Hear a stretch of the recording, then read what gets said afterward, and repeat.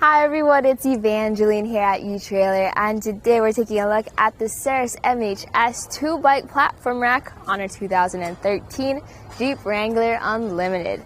So the Saris MHS is a solid dual-mounted bike rack. If you like this design, where you can just mount it to the tires and there's zero frame contact, but you want a little bit of extra stability, that's where the MHS comes in handy. So we'll talk about all those different features, but we're going to focus on our Jeep here today.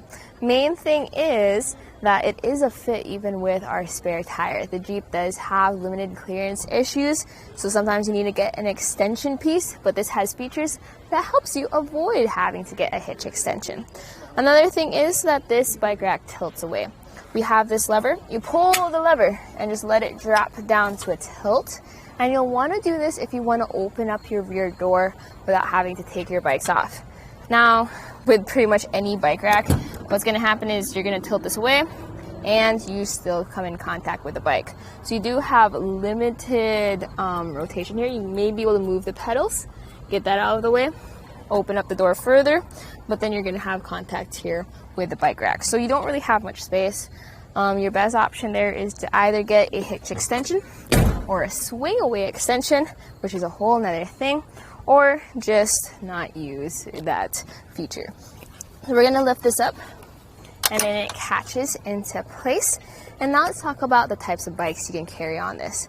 So there's zero frame contact. So even if you have a carbon fiber frame, or let's say you have a women's bike, children's bike, alternate frame step-through bike, you don't need to get any frame adapters or anything like that.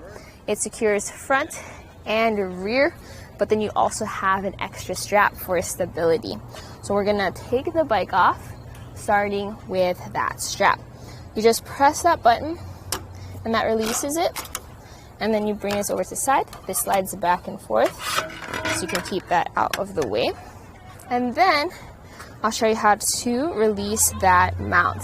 So see this lever here?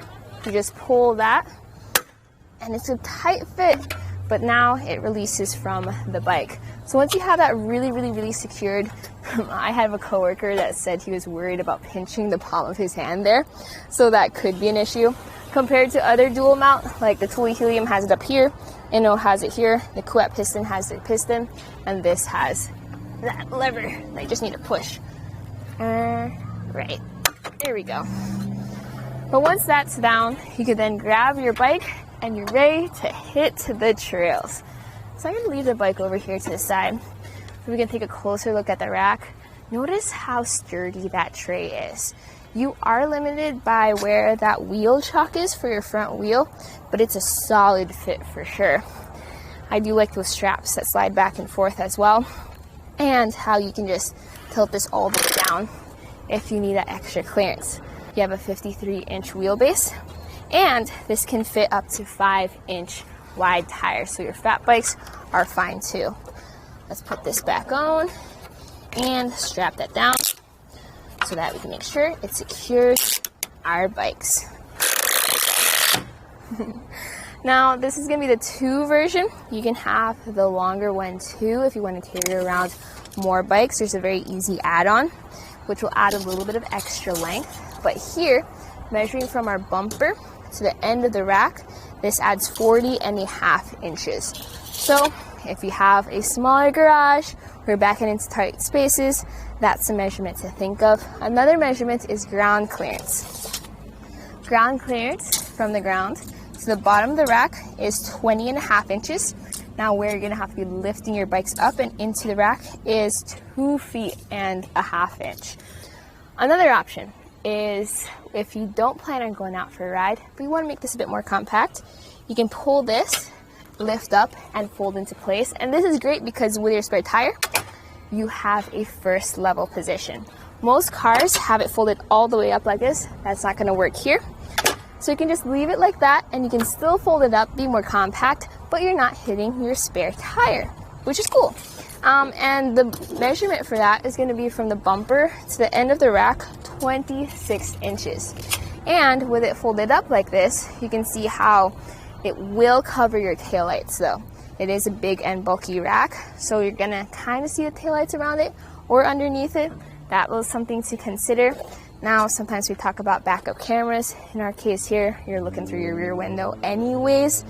And pretty much that's everything other than the license plate. Even though it's over to this side, it will be a little bit covered. So, thoughts about the Saris MHS. It's a super sturdy rack. It's great because even with a dual wheel mount, you still have the wheel chock and the strap to tighten it down. Downside is it is going to take a little bit more time compared to your other dual wheel mount. I tried the Kuat Piston Pro X on this Jeep, and I really like how this fits with the spare tire. I don't need to have to get a separate extension, which makes it an extra solid, extra sturdy bike rack. So this was a look at the Saris MHS 2-bike platform rack on the 2013 Jeep Wrangler Unlimited.